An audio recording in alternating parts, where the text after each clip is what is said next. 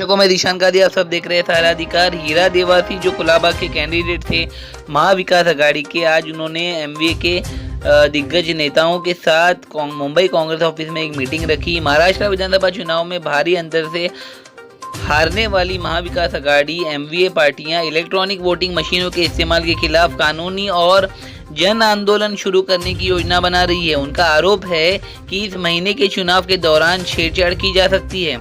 मामले की जानकारी रखने वाले लोगों ने नाम ना छापने की शर्त पर बताया कि कानूनी विशेषज्ञों से सलाह ली जा रही है कि चुनाव नतीजों को कैसे चुनौती दी जा सकती है।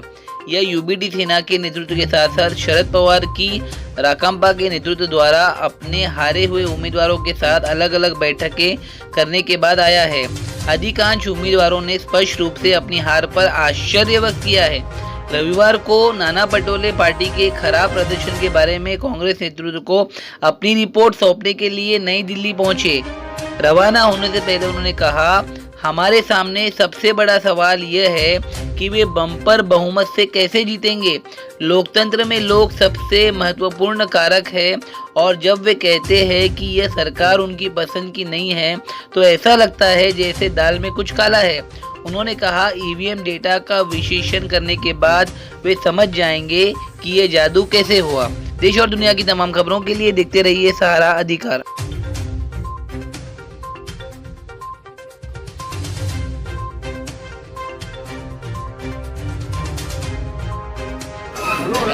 नमस्कार, क्या कहना चाहोगे?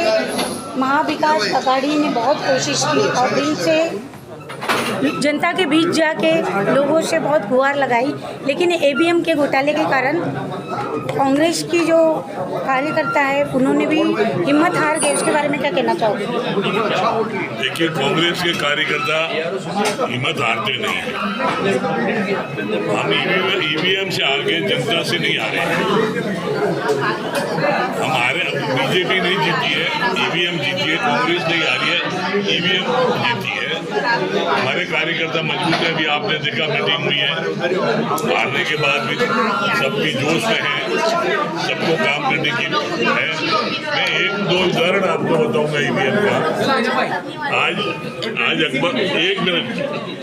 आज अखबार में मैंने पढ़ा कि मनसे के उम्मीदवार हैं, उन्होंने चुनाव लड़ा, उनके अपने वार्ड में जहाँ उनके परिवार का वोट है उस ईवीएम में 0 वोट मिला उनको। उनका कैंडिडेट ने अपने आप को भी वोट नहीं दिया। एक ऐसे बहुत उदाहरण है, लेकिन जो सामने आए हैं, एक उदाहरण नांदेड़ का है। लोकसभा का चुनाव हम जीत रहे भारी वोटों से और 6 की असेंबली में हार जाते हैं। जो वोटर जाता है तो जिस पार्टी को देता है, दोनों वोट एक ही पार्टी को देते हैं, ऐसा सभी को मालूम है। लेकिन एक विचित्र, क्योंकि उनको ईवीएम सेट करनी थी असेंबली के लिए, तो असेंबली के लिए उन्होंने ईवीएम सेट की और वो जीत गए। पार्लियामेंट के लिए नहीं की थी, हम जीत गए। सर, शिवसेना के संजय राउत ने स्पष्ट तौर पर कहा कि सुप्रीम कोर्ट के चीफ जस्टिस चंद्रचूड़ ने के वजह से ये महाराष्ट्र की जो हार हुई है महाविकास आघाड़ी की, वो ईवीएम के अगेंस्ट में फैसला नहीं लेने की वजह से हुई है। और एक डेमोन्स्ट्रेशन भी किया गया कि कैसे वोट्स को ईवीएम के थ्रू मैनिपुलेट किया जा सकता है। तो क्या कांग्रेस पार्टी ये डिमांड करेगी इलेक्शन कमीशन से कि नेक्स्ट वोटिंग जो है वो बैलेट पेपर पे होनी चाहिए? ये बात जो उन्होंने कही है मैंने सुनी नहीं, मैं उसमें कोई टिप्पणी नहीं करूँगा। लेकिन ईवीएम के खिलाफ अब जरूर आंदोलन करेंगे, हम कोर्ट में जाएंगे। चुनाव कमीशन तो सुनने वाला है, वो तो कठपुतली है, इसे उससे कहने से कोई मतलब नहीं है। जरूर सुप्रीम कोर्ट में विश्वास है। और अभी मैंने सुना है कि जो चीफ जस्टिस खन्ना साहब हैं बड़े स्पष्टवादी हैं, निष्पक्ष है, तो जरूर सुनेंगे। और इतना जो अंधा भी समझ सकता है उतनी धांधली है, तो कहीं ना कहीं कोई ना कोई फैसला जरूर आएगा, लेकिन उसके खिलाफ लड़ेंगे जरूर। विधानसभा चुनाव को लेके सर, विधानसभा चुनाव को लेके जैसा योगी आदित्यनाथ जी ने यूपी में अफवाह उड़ाया था, बटेंगे तो बटेंगे, इस पे क्या कहना चाहोगे आप? बटेंगे बटेंगे, मैं ये बोलता हूँ, बांटते हैं फिर काटते हैं। ये नारा वो सब बोलते हैं, उनका परंपरा रही है, पहले बांटो फिर काटो। उन्होंने क्या किया, उद्धव बाला साहब ठाकरे के साथ क्या किया, मिलाया, बांटा, काट दिया। ये उनकी परंपरा, अब इनके साथ भी यही होने वाला, शिंदे जी के साथ, अजीत पवार के साथ यही होने वाला। सर, राष्ट्रपति शासन शुरू हुआ है, आज वो खत्म हो रहा है, आप मुख्यमंत्री किसको देखना चाहोगे महाराष्ट्र में? हमारी पार्टी में कोई है नहीं, अब मुख्यमंत्री तो जो बीजेपी हमारी चॉइस कहाँ था। सर, शरद पवार जी बहुत ही बड़े नेता है महाराष्ट्र के, उनसे पूछा गया कि बोलते हैं ना कि आपको रिटायर होने के लिए कहा जा रहा है अपोजिशन की तरफ से, तो उन्होंने कहा कि वो एनसीपी के फाउंडर है, पूरा महाराष्ट्र जानता है और सभी दिग्गज नेता इस महाराष्ट्र की हार को लेकर बहुत ही निराशाजनक है ईवीएम को ऊपर लेकर। तो क्या आपको लगता है कि महाविकास आघाड़ी के जो दिग्गज नेता है वो डिमांड करेंगे इलेक्शन कमीशन से कि फिर से महाराष्ट्र की रीवोटिंग हो, या फिर सुप्रीम कोर्ट का दरवाज़ा खटखटाया जाएगा कि ईवीएम बंद होकर वीवीपैट या बैलेट पेपर से वोटिंग होनी चाहिए? देखो, रीवोटिंग की बात जहाँ तक सवाल है, चुनाव कमीशन हमारी बात मानेगा नहीं। अब ये तो लड़ाई जब सुप्रीम कोर्ट में जाएगी और सुप्रीम कोर्ट के बाद ऐसे सैकड़ों उदाहरण आएंगे जो मैंने बताया है, वहाँ से कोई न कोई फैसला होगा उनके हाथ में। हम तो जनता जनार्दन है, आंदोलन कर सकते हैं, आंदोलन करेंगे। हीरा देवासी जी ने काफ़ी मेहनत की कुलाबा क्षेत्र में, उनके बारे में क्या कहना चाहोगे? हीरा देवासी ने जीन जान लगाकर चुनाव लड़ा।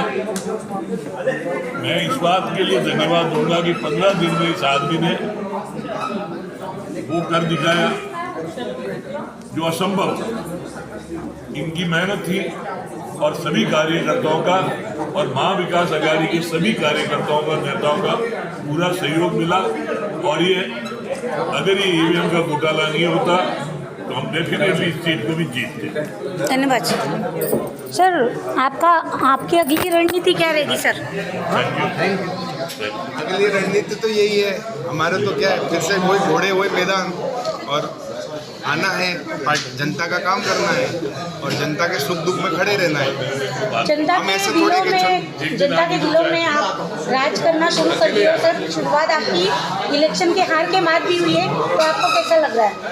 देखिए, जनता के राज में तो दिल में राज करना कैसा है कि हमने अभी से नहीं, हम 15-20 साल से काम कर रहे हैं। मैंने मलबार हिल में भी काम किया था, तो वहाँ पे भी जनता के दिल में राज किया था, और कुलाबा में भी आया हूँ, तो ऑब्वियसली मुझे वहाँ पे प्यार मिला है जनता का, और जनता ने वो प्यार नहीं दिया, और 34,000 वोट कहाँ से मिलते थे 13-14 दिन में। तो जनता ने मुझे प्यार दिया है कुलाबा की, और अब मेरा फर्ज बनता है कि मैं जनता के सुख दुख में खड़ा रहूँ। धन्यवाद सर। जगहों पे हमारी बड़ी भूमिका निभाते हमारे भाई में, दोस्त में, सलाह में, जिसमें गौर सिंह जी राजपुरोहित साहब, शिवसेना उद्धव बाला साहब ठाकरे, संतोष शिंदे साहब, महिला विभाग प्रमुख और समीर पहली, और हमारे ब्लॉक प्रेसिडेंट असलम भाई, मंदार कार्यकारी अध्यक्ष राजू पवार साहब, विनोद भाई, और हमारी बहन जीनत जिन्होंने काफी मेहनत की, विजय बरफुलकर साहब, और उपनेता हमारे विकास माइकर साहब। संतोष भाई, आपने हमारे को विकास माइकर जी दिया था, इन्होंने हर टाइम सुबह से लेकर दोपहर से रात तक हमारे साथ कंधे से कंधा मिला के खड़े रहे।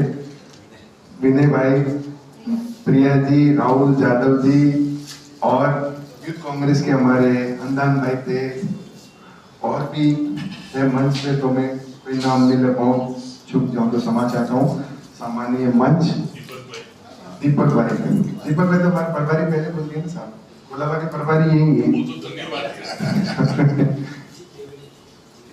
जितेंद्र जी, और यहाँ सभी कांग्रेस पार्टी के, महाविकास आघाड़ी के, शिवसेना के, एनसीपी के सारे कार्यकर्ताओं को मेरा नमस्कार। सबसे पहले तो मैं आपसे 2-3 बात बोलूंगा कि मेरे पास में बहुत लोगों के कॉल आए।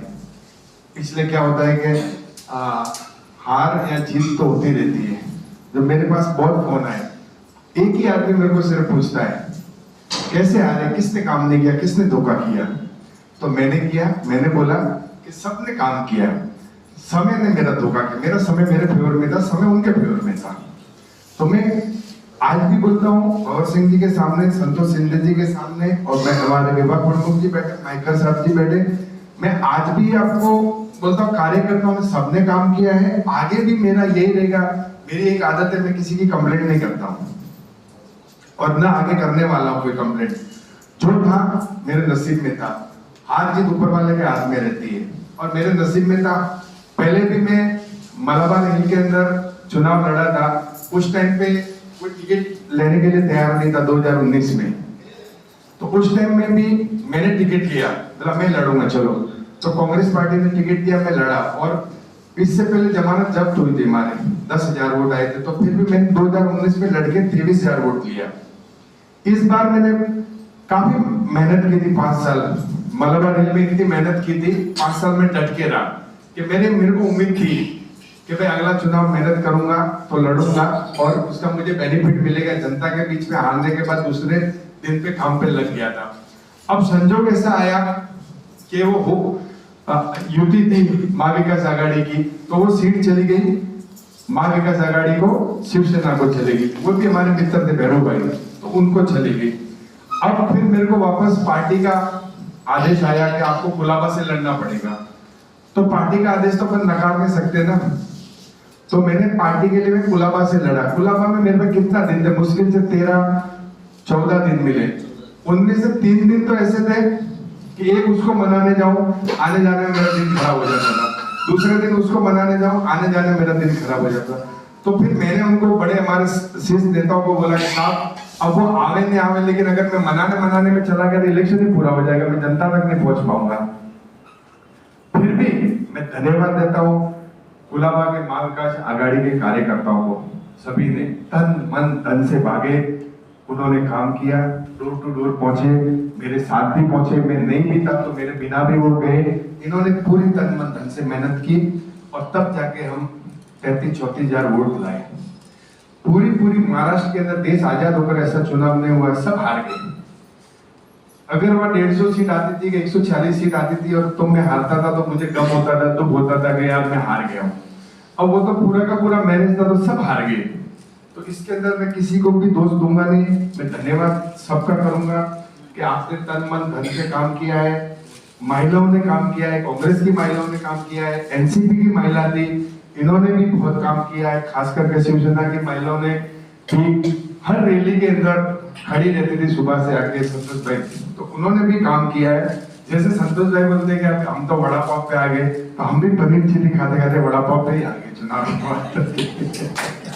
तो इन्होंने सबने काम किया, काम में किसी का कोई कमी नहीं रही है, हार जीत होती रहती है।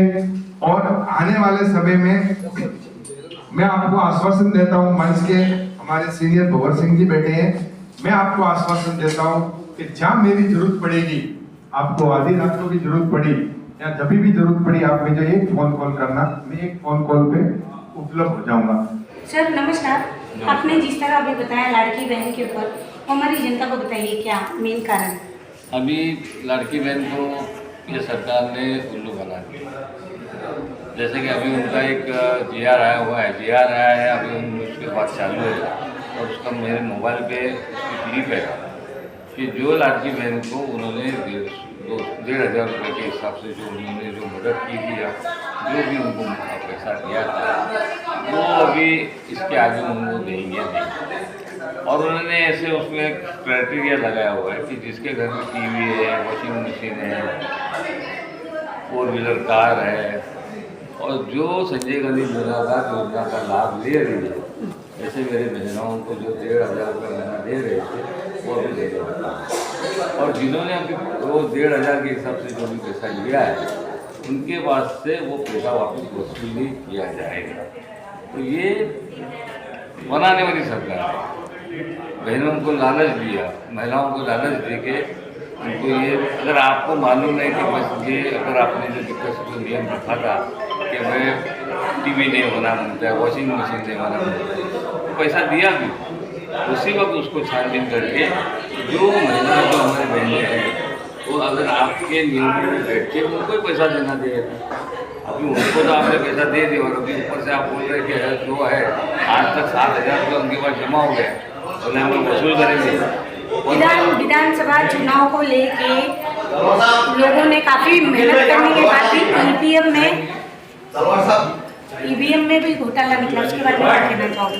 ईवीएम में घोटाला निकला तो ये अभी दुनिया जानती है ना। जिस उम्मीदवार की मतलब कोई हैसियत नहीं थी, बीजेपी के कई ऐसे उम्मीदवार हैं, शिंदे जी के से इतने उम्मीदवार हैं, अजित पवार जी के इतने उम्मीदवार हैं कि उनकी कुछ हैसियत नहीं थी। आज वो हजारों वोटों से जीत चुके हैं और वो जीतने का बाद वो सोच रहे हैं, उनके चेहरे पे कोई मतलब खुशी नहीं है, वो सोच रहे हैं कि अरे हम लोग इतने बड़ी तादाद में कैसे जीते, इसका मतलब क्या है। और एक कैंडिडेट है जिसके घर के वोट उसको माइनस दिखा रहे हैं ईवीएम में। आप महाराष्ट्र में मुख्यमंत्री किसको देखना चाहोगे? नहीं, वो तो हम तो ये सरकार का कोई भी आदमी को मुख्यमंत्री नहीं देखना चाहते। जिन्होंने हमारे बहनों के साथ में ये गलत व्यवहार किया है, जो वोट मिलने के लिए। आप मुख्यमंत्री किसको देखना चाहते हो महाराष्ट्र में? महाराष्ट्र के मुख्यमंत्री हम और पूरी जनता माननीय श्री उद्धव बाला साहब ठाकरे उनको ही देखना चाहती है और हमें उम्मीद है आज नहीं तो ये कल मौका हमें ज़रूर मिलेगा, क्योंकि ये सरकार पहला ही दिन कल उन लोगों का बहुमत अभी सिद्ध हुआ है तो भी है, पहला ही सीएनजी के ऊपर भाव बढ़ा दिया और दूसरे दिन हमारे बहनों ने उल्लू बना दिया। ऐसे आगे आगे ये सब ऐसे कांड करते रहेगी, लगता नहीं ये 5 साल चलेगी और खूब भारी तादाद में लोग भी रास्ते में उतरेंगे इनके एक कारनामे की वजह से। जैसे देखा हम इस समय कांग्रेस ऑफिस में उपस्थित थे, यहाँ पे हीरा देवासी जी ने लोगों से मुलाकात की। इसमें हमारे शिवसेना के वरिष्ठ नेता भी मौजूद थे। इन सबका कहना है कि महाराष्ट्र के मुख्यमंत्री उद्धव जी ठाकरे जी को ही ये पसंद करते हैं और सरकार में वो मुख्यमंत्री बने। हमारे चैनल से ये बने